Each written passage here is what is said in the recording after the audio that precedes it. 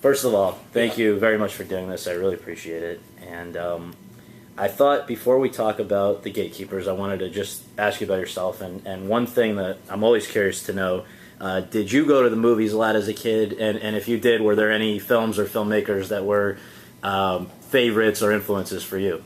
Yes, definitely. As a kid, I used to run away from school. Where I live in the neighborhood, I grew up in Jerusalem. There was a cinema which showed all the time films, 3 in a ticket. So every day I used to go to the theater, and it every day changed. You know, and I used to spend hours and hours in the film, seeing films. Mainly in the beginning, it was westerns. Yeah. Clint Eastwood, you know, was my hero in The Good, the Bad, and the Ugly, and all his. I liked also very, very much the gangsters movie, the American gangster movie.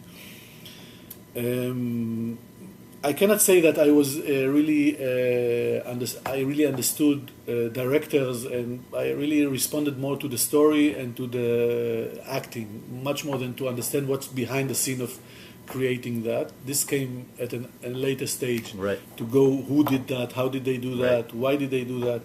I was much more into the stories and to the actors, the acting. And if it worked, it worked. If it didn't work, but I loved, American movie mainly. Really, this is what I love. It sounds interesting to me, though, that particularly that you loved westerns and gangster movies, because these are two kinds of things that I guess they're very different. Removed and fantasy, and fantasy. Yeah. So all three of those things kind of removed from the Israeli experience. Absolutely. I mean, when you go to the movie, I wanted to run away. I wanted to go to a world. This is what I love in movies. If you ask me what I would love to do, I would love to do, Lord of the Rings and things like that. Or this is what I love, because I think movies provide us with a rare and unique opportunity to explore the human imagination, and for me, in every aspect. And for me, this is what's great in movies. You can go into a theater, in Israel, you pay like $10, and for 2 hours you are completely blown away to a world, to the imagination. You are captive. I think that this is what I really regret, is that the movies did not establish themselves up until now as an art form which stays, only among the no people it is. But you go to I went to the Guggenheim and I saw a Picasso exhibition. It's in movies. Still, it didn't find a way to transcend itself beyond time. It's hard for the public to go now to see a movie which has been done amazingly in the 30s or in the 40s. It's always current, but for me, movies are the best art form ever existed. It combines everything: story, music, narration, acting, and the tools for me as a person who does that are so amazing. Everything I love, music, and so.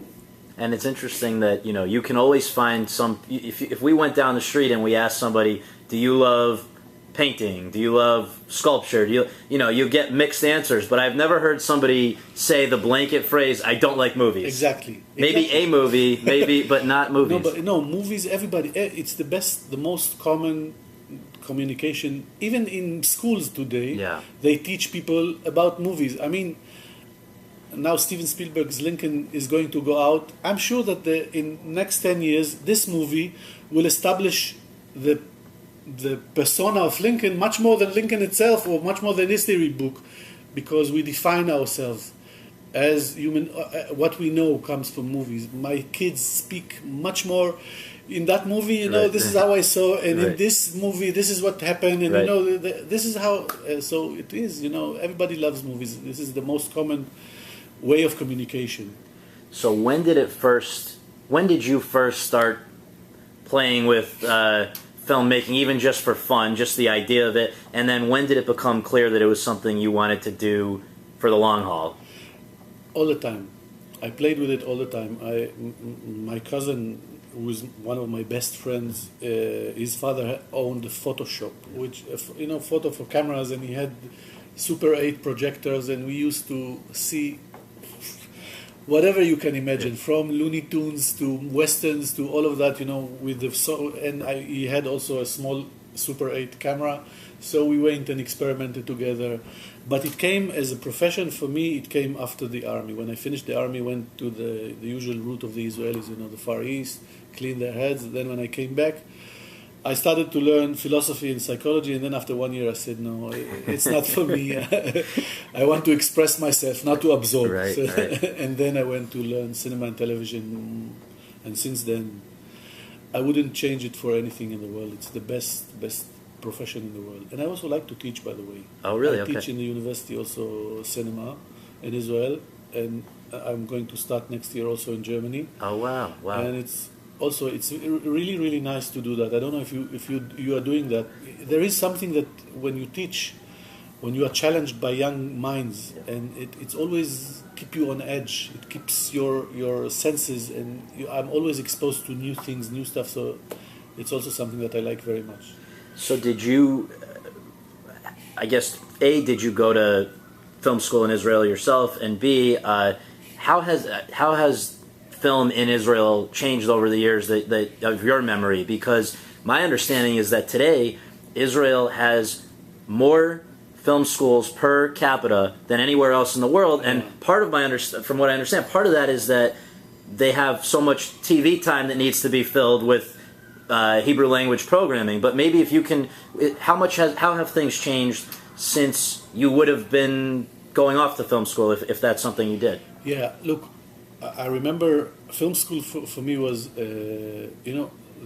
film school and the fellow mates, the fellow classmates that you are learning with are very, very important, because the competition was so strong in our years. My year and the year above me, which in the university, we learned in Tel Aviv University, brought us some of the most prominent directors, cinematographers, scriptwriters in the Israeli industry up until today. I mean, Ari Fulman with Waltz and Bashir, Chagai Levi, who did In Treatment.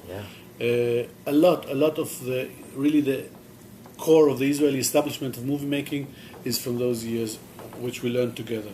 And Israel has changed. I was lucky because when I finished university, the multi-channel opened.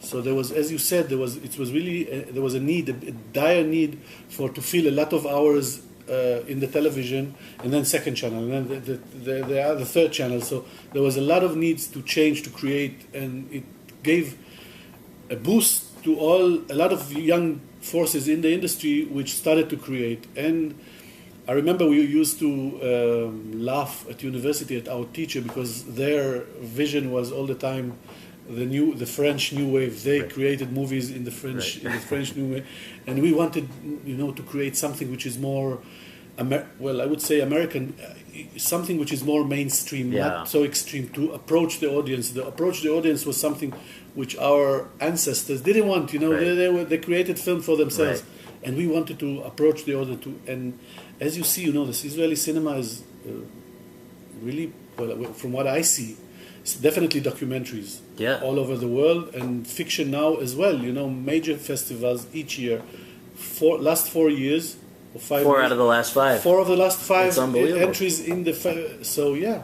It's really amazing. I think just to finish that sentence so people know what we're talking about, this idea that I think only maybe twice in history, aside from Israel, has a country gotten 4 Oscar nominations for Best Foreign Language Film Oscar in 5 years, and after you, we regrettably we didn't win up until No, I'm saying down the road we'll have more. But I guess they do consider documentaries for that, right? Because Waltz with Bashir was an interesting case. They borderline. A good friend of mine, Yair Aver, who has a blog, a very important blog in Israel, is fighting for documentaries to be. My film will go now because it is a documentary. It's not representing Israel. Right. It comes from Sony, and it comes through Sony to the Academy. Right. And it allows the best fiction film, but to come as the best foreign film contender. But the Israeli Academy still doesn't consider the documentaries as something that can represent Israel in that process, and it's pity. Valse with Bashir was really a groundbreaking because it was on the middle between fiction and documentary. In my point of view, it's a brilliant documentary. Yeah. It's not a fiction, but it's a brilliant made documentary. But interesting. Well, so for you, my understanding is you started as a cinematographer. Yeah. So how long and how much did you enjoy that? And then how did that sort of lead to your first documentary film, which I believe is Sharon? Yeah. So how? No, it was before that, but the best feature-length documentary was Sharon. I love cinematography. I was a very good. Well, I cannot say about myself that I was a very good cinematographer, but I really, in my class, I was the cinematographer. Although there are another cinematographer which are very brilliant, better than me, from my year, and I loved not to deal with the actors and the storytelling, just to get into the visual aspect of how to transform those words into a language which is visual. I succeed. Well, I was in the end of 2000. I kind of moved from doing a lot of feature fictions, and at one point, it kind of there is something with the budget, which allows you as a cinematographer to open your wings and to try things that you never tried before. And in Israel, because the budget is so limited, I knew that if it in the script it will be written exterior night, a street in Tel Aviv, I knew that the amount of light that I will be able to do will be two buildings or something like that. So at one point I felt that I was limited. I had the limits kind of. I hit a glass wall which I couldn't break, and it's very hard, I think, for cinematographers to go abroad. I think that there's only one Israeli cinematographer who managed to do that in the U.S., which is Adam Greenberg, who did Terminator 2, and he did Ghost as a cinematographer. But so I decided I loved directing from the beginning, So it's not easy. Right. It's not easy because in a small industry you are marked. Right. They know you are a cinematographer, so you are marked as a cinematographer. So it wasn't. Luckily, I managed to do that, but it's not easy to do that. To shift yourself. When you are positioned as a journalist, now you say, okay, now I'm not finished to do journalism. I'm going to be a director. I'm going to be a scriptwriter. Right. It's jarring. It's definitely. So, what was the origin or the roots of Sharon, and how did that experience change things for you? Not only for your career generally, you have a successful film, but also in a way sort of led to the Gatekeepers. It's a good. You are good. Thank you. You are good. Look, Sharon started because I was the director of the commercial of Sharon in the elections of 2000 when he was against Ehud Barak, and at that point, Sharon had a lot of tics. He hated to read from teleprompters. Yeah. And we said, let's try to interview. Because every time that he read from the teleprompter, it was horrible. His faces used to, his nose and everything. Yeah. And he was much more relaxed and much better when he was interviewed about the core issues that was there. And there was a connection. And in 2003, I said, in the election of 2003, I said, I will come. On one condition, I want to come with the camera. It's the last. I think the last time, maybe he will have one more time to run for office, this old general. And I want to come, and when the days that we are with him, I will be with my small camera, and I will photograph myself, and we'll have conversation with him. And so this is what I did. He agreed. This is what I did. I went, I was the fly on the wall, and we spoke a lot. But it wasn't concentrated on a movie. It was just to document him. Yeah. To have this kind of access and to document him in a more relaxed environment where he speaks about his thought, about his things. And then in 2006, beginning of 2006, we were preparing to the campaign for the next elections. And I was supposed to meet him, I think, on the 5th or on the 6th of January. He had the first show. And I was really anxious to meet him. I met him on the day of when he gave the speech to the disengagement plan, he wanted me to come. They wanted me to come to arrange the lights and to see that he looks well. And I came there and I was with him. He was very, very nervous. It wasn't easy. I think for him, it was the day that he basically, uprooted his life dream. So I think he felt the weight of history on his soul. I could see it in his face. And I had my small camera as well, taking the pictures there. And then in 2006, when I really looked forward to meet him, to discuss how does he feel after the disengagement. And in the evening, the next day I was supposed to meet him. In the evening they called me and they said that he had the second stroke. And then I got phone calls from all over the world, which said, let's do a film now, I want you to do a film, blah, blah, blah, blah. And I said, I'm not going to rush to anywhere. If I'm going to do, because they knew that I had the material, I'm going to do something which will be more serious. And I said, I want to do the film about the reason that led him into the disengagement plan. How come this shift with this? I'm always interested in that. I'm not, if someone will tell me, do a film about Mother Teresa, it's not well, it is interesting, but it's not interesting to me. When there is contradiction, I think there is drama. When there's someone who behaved in one way and then completely changed himself, there is an arc of a dramatic development, which is very interesting for me. What happened there? What were the sources for that? And this was the core of what I wanted to do, to try to decipher how come this person did that. And the route or the road to that was through interviews. And I believe in long interviews. I believe in very long interviews, not 1 hour and then go. And I really entered his inner circle of advisors, of friends, and of opponent as well, and interviewed them very extensively. And this is how I created the film, from archive and from the interviews that I did with those people. I learned very, very valuable lesson there, is that when you are interviewing, like we are doing now. You cannot come with I have every interview that I do. I have my 10 pages of document which have all the questions that I want to ask, but it's a conversation, and I flow with the conversation. Right. Also with the gatekeepers, it was very important for me because I knew who they are. I knew, this is the people, these are the guys. These are the people that persuade other people to betray their country, to betray their family. They use language. This is what they do. They have so can I come and, interrogate them? Right. It was, I dwelled with myself. How will I do that? And reach really good. So I said, okay, I will do that in their homes, green screen, their homes. And because I wanted them to feel in a secure environment. And, after 1 hour or 2 hours of an interview, your defense mechanism wearing out. And I was really interested. I flew with the conversation and interested in what they had to tell me. This is what I did as well with Sharon. I was interested in what they told me. And the connection, I guess, is that for Sharon, you were interacting with some of the Shin Bet heads? One of them, but I didn't.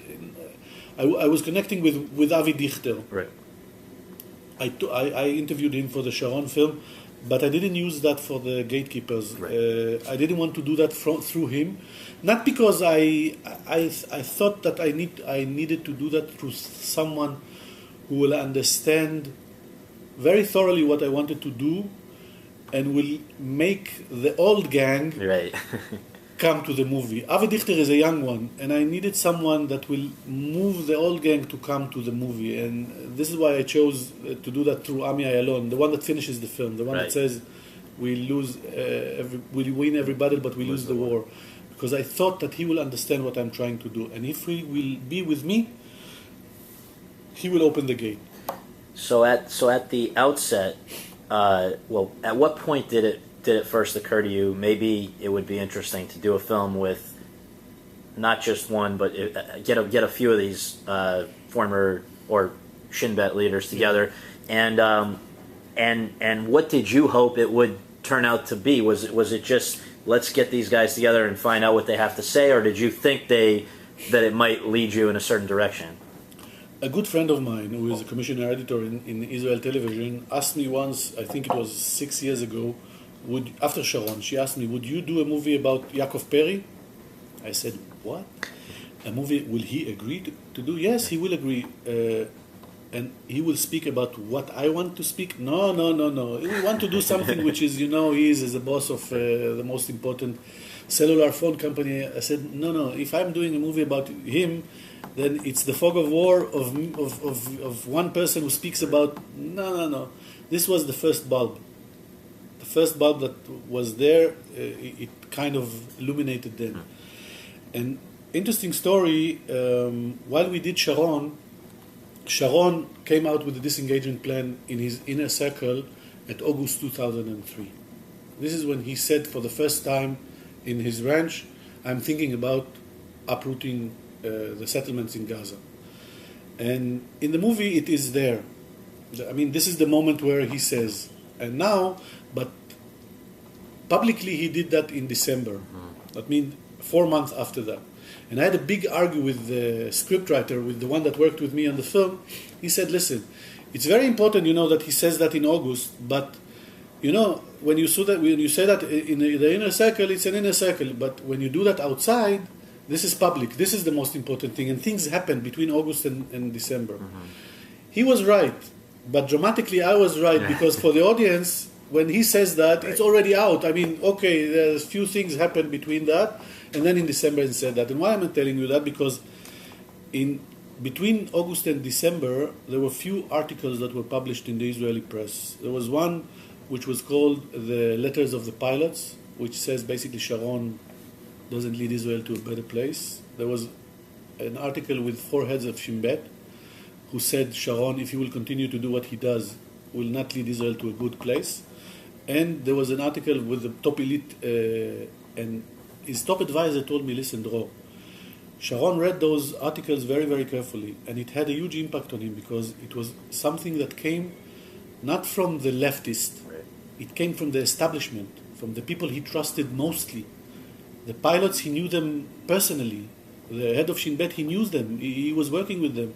The elite unit, he knew them. So it moved him, and it had so. And I said, okay, this is the second bulb. If Sharon listened to what they said or it moved him, then I hope if I will manage to get them into the film, and when they will say what they will say, it will have a huge impact, much more than if I will bring 1 or 2, and politically it will have an impact. So this was the reason why. Very interesting. No, very interesting. And I know, just as a side note, that yesterday while I was watching the film here at the press screening, Netanyahu announced elections, and you're very happy about this, right? Because you will, in the sense that your film, if you get it out now, might actually swing things, right? I hope. Look, I believe that films can do that. I believe that films have the power to do that. Having said that, I know that it's very hard to move people from their positions. It's not an easy task. And one of the nicest things that happened to me is after the screening in Jerusalem, 3 settlers came to me and said, Dror, this is the first time that we see a movie and we go now home to think very thoroughly of where we are, what we are doing, are we right or wrong? Right. So it was really an important thing, and I really want those people to see. Yeah. Because the left and the center left and the center are there. And I think that it's important if you want to move people, and I definitely had an intention like that. I wanted them to understand that there's the futility of this conflict and the price that Israel, I'm not talking now about the Palestinians, I'm talking about Israel completely. The price that Israelis pay for maintaining this conflict in terms of international, in terms of domestic, in terms of everything is huge. And that we would better be off trying all our best to solve that. Yeah. The Prime Minister of Israel, this is what he should do. He should work morning, noon, and night, and even when he sleeps, trying to solve this problem. Because this problem is the most stressing to all the Israelis. Everything will change if this problem, I hope, will be solved. I'm not naive. Right. I don't think that it's easy to solve that, but I believe that when you speak, you don't shoot. Absolutely.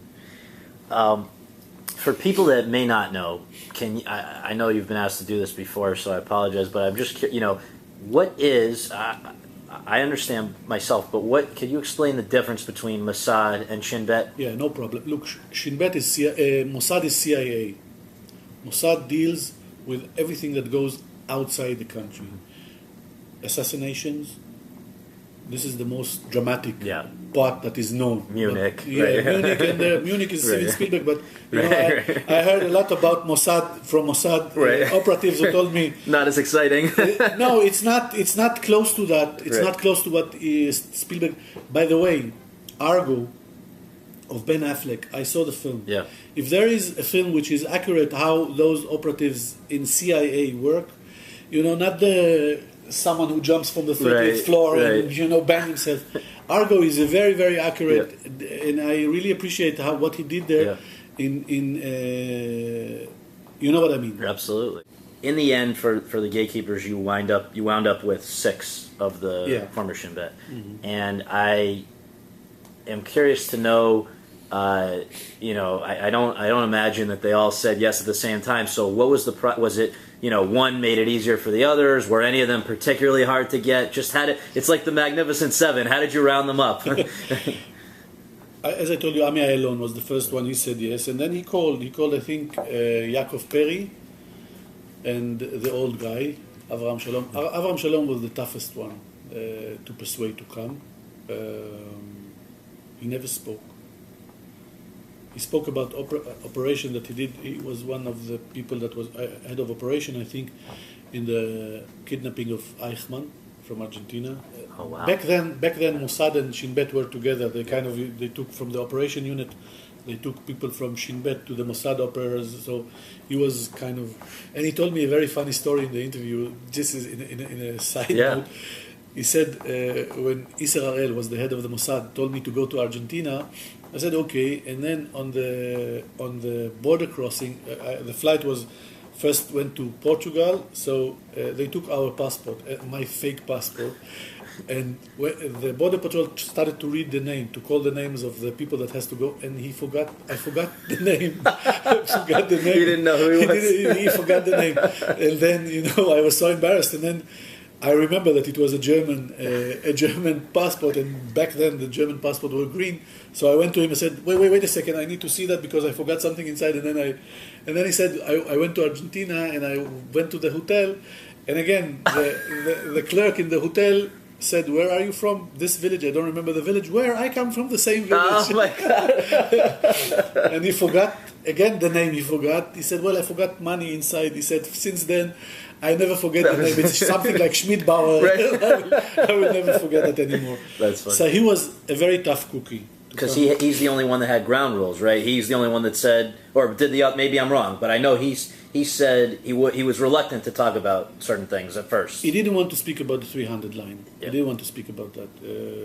He said, "I will speak about everything, but I will not speak about that." I said, "Okay, as long as you come first, first come, then we will see. Just come." Right. And I interviewed all of them. When they understood what I wanted to do, they came. They said, "Okay." They interviewed me, definitely what I wanted to do. The last one that was interviewed was Yuval Diskin, the younger one who was still in office while I interviewed him. And I came to him after I had the whole 5. And I said, "Listen, Yuval, I have an amazing film with the 5, but I think that it's very important that you will come because you served the last 5 years, and I think that it's very important that you will come. And I have a film, and there will never be. I don't think that something like that will be done again. Yeah. And I think it's better for you to come as well. You can state your point of view." And he asked me one question, which was, "Why do you want us? Why did you choose us to do that?" And I said, "If there is someone who understands the Israeli-Palestinian conflict in the Israeli society, it's you. Nobody knows and understands that better than you. And this is the only reason why." So I said, "Okay, I mean." It's amazing. And what's, to me, the most amazing thing is that I don't think, I may be wrong, but I don't think a film like this could ever be made in America because we have, first of all, these people don't even want to be in the same room with each other half the time. But more than that, because of classified, things that they're sort of it seems like a lot of, they could never get into this kind of depth because of material being classified or them being afraid of implicating themselves or someone else, just the way our legal system works and our government. Do you feel that? Have you talked with anybody else about that? Like, it doesn't seem like you could ever get all the heads of the CIA or all the heads of the FBI or anything like that in this country. Can I tell you something? Yeah. Scott, try. Try. Maybe you will be surprised. Everybody told me the same thing in Israel. Yeah. Really, everybody, what are you crazy? Yeah. They will never come. Why should they come? Six head of the Shin Bet. I will try. Let's see. And they came. So try. I think, look, Fog of War of Aaron Morris was for me a groundbreaking movie. Where I for the first time, when I saw that movie, I remember that very vividly. I was completely blown away by that movie. And I'm not talking now about the cinematic part of the movie, which is amazing as well. Also the archive that he worked with. I'm talking now about to have someone who was in power and who can speak from within the room about, the Cuban Missile Crisis, about the Vietnam War, and you see how much human fallibilities are involved in those groundbreaking issues, and you see how much all those leaders, which we think they are built from something else, built from the same material that we are built from. And when you understand how many mistakes has been done from within inside, this is something that was mesmerizing for me. And I said, I need to do something like that, because they have been there. They have been with the Prime Minister. They saw the Prime Minister. They spoke to them. They were near their ears, and they knew what happened there. So you cannot dispute that. And when you understand how much energy went into the kind of camouflaging or obscuring things, which could have been much easier. The Israeli-Palestinian conflict could have been solved so many years ago. It was much more easier, definitely 45 years ago, 40, 20. Each time that we are moving ahead in the timeline, it's harder and harder. Yeah. More settlements, more extremism. And regrettably, I feel that we are past the point of no return in that conflict. This is what I feel, but they don't agree with me. The gatekeepers do not agree with me. They say that if the right leaders will be, you will be surprised. Well, let's come back to that, but I do have to say, first of all, with regard to Errol Morris, first of all, I just recently learned he's got Donald Rumsfeld for a doc. I know. He told amazing. me. He told me that. Isn't that unbelievable? Yeah, he said he has already 30 or 40 hours with Donald Rumsfeld. God. Which that's going to blow everybody's mind, I'm sure. But also, I think stylistically, your film, even before I made the connection with Fog of War, reminded me of Errol Morris's films because, first of all, the sort of in-depth interviews, but also Errol Morris with Thin Blue Line and others has recreated certain scenes to bring it to visually to life. Yeah. And you kind of do. I know you talk about a little bit. There were some CGI. There were some recreations. Can you just to establish which were the ones that I wanted to ask you about especially. There we see every once in a while it looks like CENTCOM, like the control room with the TVs, and then we see like the file cabinets and the jail. Some of those are the ones that are, and the bus after it's very interesting because like particularly with the bus and certain others, it looks like there are real photographs merged with CGI. Can you talk about what's real and what's not? Yeah, look, I knew from the beginning of this movie that I will have a very, very tough task to provide visuals, not for the major event. The major event, they're all Intifada. There was a lot of. Although it was very, very hard to find good archive material for that, we searched really hundreds and hundreds of hours for that. But for the stories that nobody was there, the assassinations, the control rooms, the targeted assassinations, the all those kind of what we call inner Shin Bet mechanism. Yeah. No one will let me go into a control room. Right. No one will let me go into interrogation room. No one will let me see how the targeted assassination of Ayash or of anybody of those, how it looked like. So I had wonderful stories, but with no visuals to accompany. And I am a strong believer in cinema and cinematic point of view. Right. So I had really, it was a very long process of developing the language, and I was very happy to work with one of the best. I will call it. He's a designer. He does a lot of commercial, but he is a designer. His name is Dror Moreh.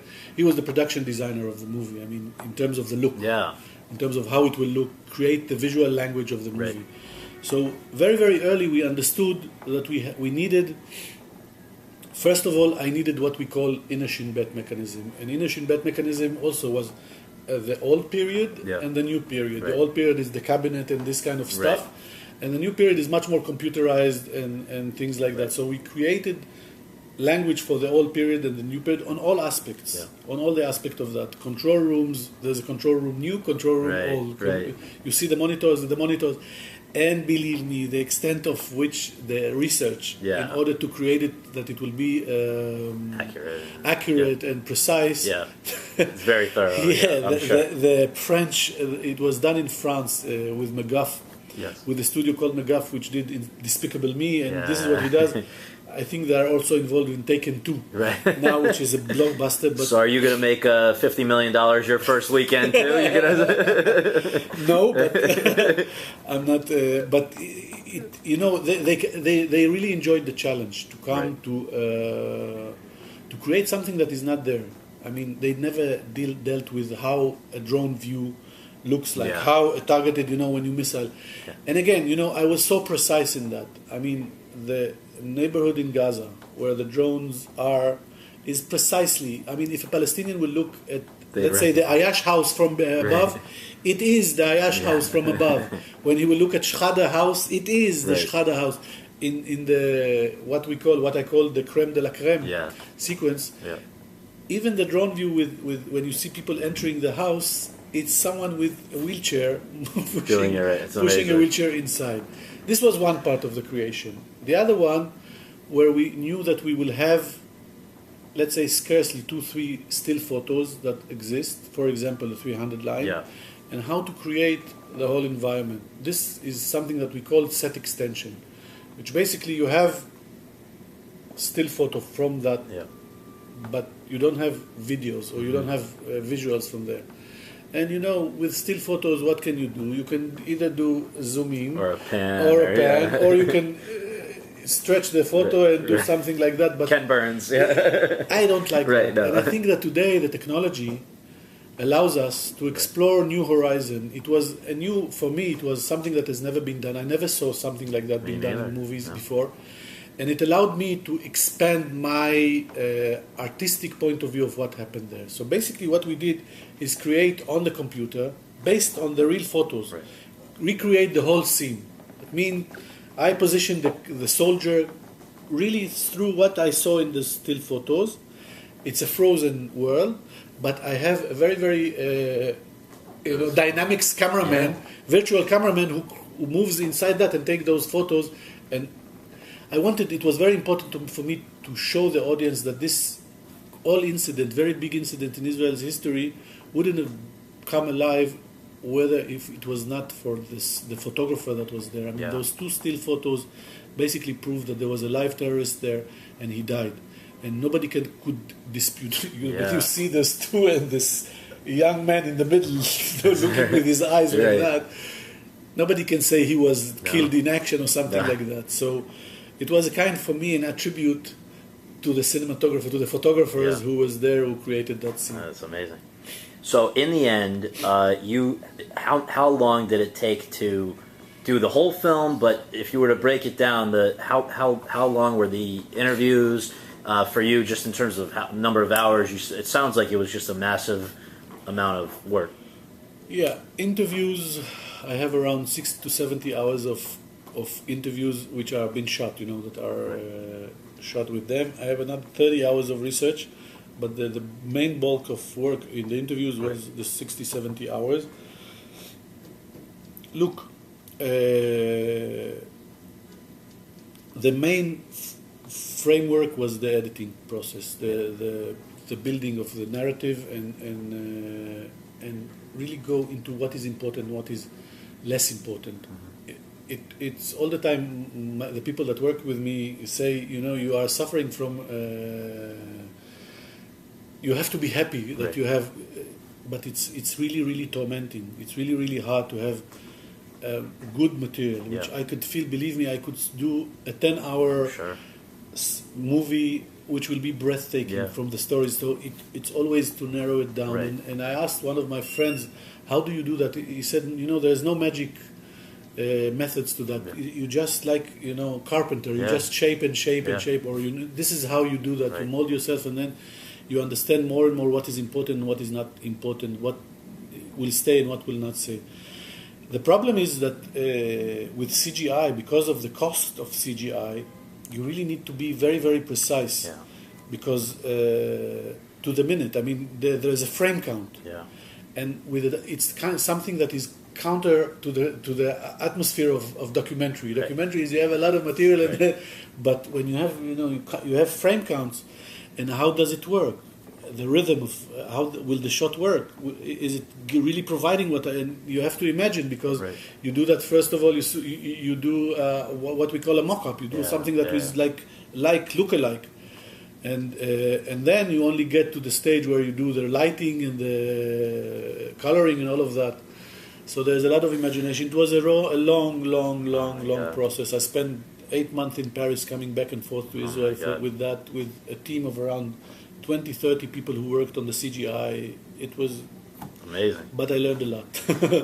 Well, the last things I want to bother you with are just sort of big picture, just a couple of big picture questions. And I guess, first of all, it seems like there is, through your film, it becomes clear there's this very large divide between what the elected officials in Israel seem to believe, or the way they approach the situation, and what these people on the intelligence side of things believe. And I just wonder, some of them maybe are more, or I guess all of them probably are more open to speaking their minds after they've finished their terms of service. But how do you explain this gulf between what the politicians are telling the public and what the intelligence officials are telling the politicians? It's exactly the same question I asked each one of them. Exactly. Why don't you say what you say to me? Why didn't you say that when you were in office? Why? This is the Israeli public. And the question was very hard for me to hear. First of all, they said, we are professionals. This is our profession. This is what we do. We are not politicians. We came to do a specific work. Our work is to maintain security for the Israeli people. No terrorist attack, no sabotage, no espionage, blah, blah, blah. And so I said, but if you see a leader and you think that he's doing something wrong that will lead Israel to a catastrophe, so he said to me, so leave the job. But nobody will leave the job. No. We can allow ourselves, after we finish the job, to speak about it. And I think that this is a wrong answer. For me, it's a wrong answer, because I feel that this is why I asked a lot of that, and it will be in the Israeli version. Are you working for me as the Israeli public, or are you working for the Prime Minister? So he says, one of them gave me we are working for the Israeli public, but the government is the board of directors of our board of directors. But the Jewish people, of all people, should not use the excuse, we're just following orders. Absolutely. I agree with you completely, because I think that, and one of them said that, he said, after the 6th day, after the Yom Kippur War, there is kind of what we call the small head. My responsibility is security, this is what I will take care of. I'm not going to take care of something else. And I agree with you. I agree with you completely. I think that, they said, our opinion is being heard. It's not our political opinion or our personal opinion, but to say, we say that if we will continue in that course, there will be another intifada. There is always a conflict between politicians and the executive branch, which works with them. Always, because politicians are motivated from completely different aspects, which are what bothers I would say the security establishment. Netanyahu is a political person. The fact that he decided to say, I will not stop settlement activity, is a political decision. The fact that it infuriate infuriating. incite the Palestinian is something that he says I can live with, or I'd rather now not go into a collision with my party, with my co-parties which are in the coalition, and risk that.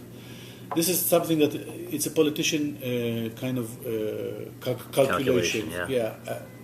But look, always the security officials in both sides managed to create a warm bond and understanding of how this conflict should end much more than the politicians. The politicians were always 2 steps behind, all over. And there is, look, I looked at tons of material and movies about the Israeli-Palestinian conflict from all over. I saw basically almost everything that exists in the planet which deals with that, to see archive and that. And there is one very special moment in the movie which speaks about the collapse of the peace process in Camp David 2000.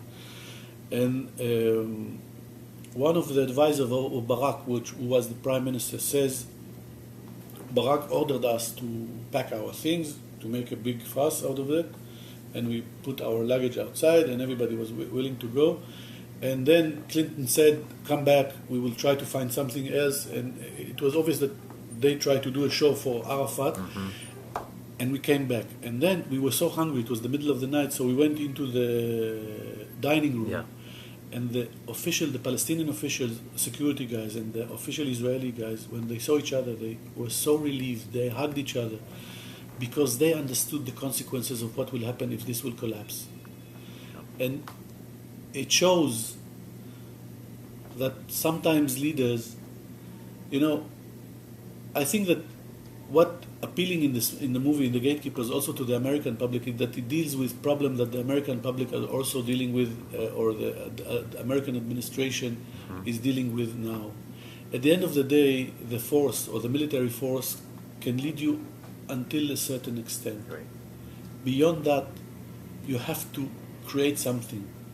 And if you are relying only on your military might, nothing will happen. I mean, it will create more animosity, more hatred. Drone attack will not solve the problem in Iraq, in Pakistan, and Afghanistan. They will not. You have to understand thoroughly what goes on inside there. The first lesson of Errol Morris in The Fog of War: empathize with your enemy. You have to see the things how they see it. Then you can conduct yourself. You cannot come from a point of view of I'm the right, he's the wrong. I'm the suffering part. You cannot. I always say that Ben Gurion said, or Herzl said, a land with no people to people with no land. It wasn't right. There were people in Palestine. There were cities. They had life. They didn't know that there were people, but there were people there, and we came there. And unless we understand that, and we understand their pain, and always, yesterday in the public screening, that I never heard the Palestinians speaking the same way, that it's a good movie, but I never heard something comes from the Arab part of that says the same thing. Self-critical. Critical about the leaders of them or how they conduct. Never ever I saw that. He's right. I've never seen that as well. I'm wishing that something like that will happen. In Toronto, a Syrian girl came to me and hugged me and said, I wish something like that could have been done in my country to show that to the public there. Never. I agree with that. But again, at the end of the day, Israel is not going to move to Europe, to Monaco, to live near Monaco, or it's not going to move to New Jersey. It's suited in the Middle East. And these are the guys that we have to live with. So we better do that. The price that Israel paid for this kind of conflict is unbelievable. We are not assimilated in the region. Everybody hates us. When you look at Israel today as a racist country, as a ultra-Orthodox religious who becomes more and more like that, it's not going well. Isolated all over the world. People hate us. It's not going well. And this is what I adored with Sharon. And we are going now into political. He understood the limitation of power. He understood that how to use power as well. It's an art to use force. When you are so powerful, a prime minister of Israel, the president of the United States, they are very powerful people. They can order attacks. They can do whatever they are very powerful. but the use of power has to be done very, very carefully. And after you thought very, very thoroughly about what you want to achieve, or the day after that.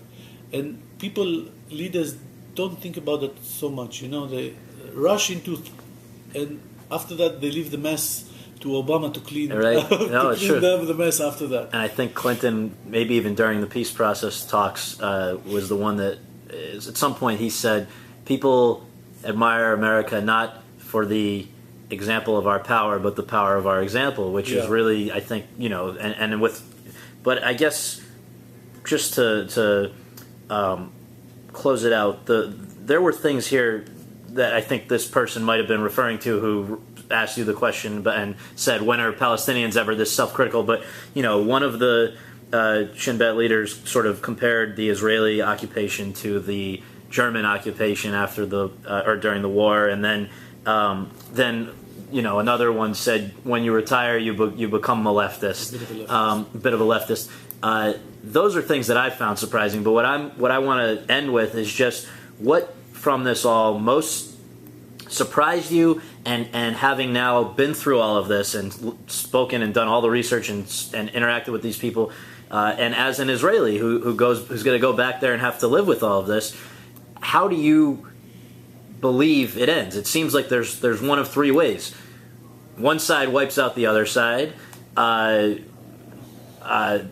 They coexist peacefully, or I guess we remain at this stalemate forever. And so, which of those do you believe is most likely? Either somebody quote unquote wins, somebody loses, or we're stuck. It's a tough question. Yeah. It's not an easy question. I think that the way that I finished the film represents what I feel. I feel really, and this is my personal feelings. I feel that we've passed the point of no return.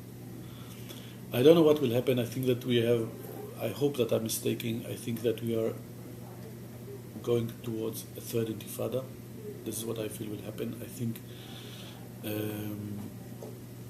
that unless Netanyahu and Abu Mazen understands, although there's election now, so we will see what will happen, but unless they understand that we are doomed to live together, and you cannot, as a Prime Minister of Israel, you cannot say I'm for a two-state solution and continue building in the settlement. It's a contradiction in terms.